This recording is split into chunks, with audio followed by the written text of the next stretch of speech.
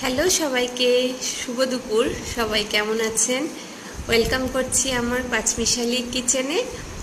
আজকে বৃষ্টি পড়ছে, তাই খুব ইচ্ছে করছিল একটু খিচুড়ি রান্না করি। বৃষ্টির দিনে খিচুড়িটা খেতে ভালোই লাগে। তো আজকে বেশ কিছুদিন ধরে বৃষ্টি পড়ছে, রান্না করা হয়নি খিচুড়িটা। আজকে মন চাইলো যে খিচুড়িটা একটু রান্না করি। বাসায় সবাই আছে, তাই মজা করে খিচুড়িটা খাবে।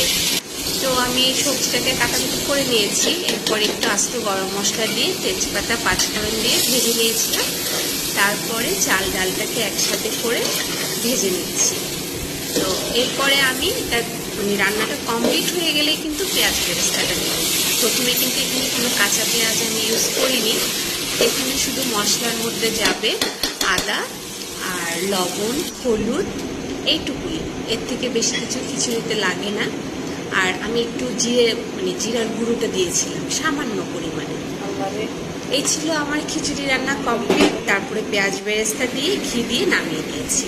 তারপরে একটু বেগুন ভাজি, কাঁকরোল ভাজি, আলু ভাজি সব কিছুই করে নিয়েছিলাম। আর ছিল চিকেন কষা। চিকেনটাকে আমি একটু চিকেন মশলা দিয়ে করেছি, সব মশলাই দিয়েছি, একদম বাসায় যা যা মশলা থাকে সবই দিয়েছি, সাথে আমি এক্সট্রা করে একটু চিকেন মশলা দিয়েছি। রান্নাটা কেমন হলো কমেন্ট করে জানাতে ভুলবেন না। ধন্যবাদ সবাইকে।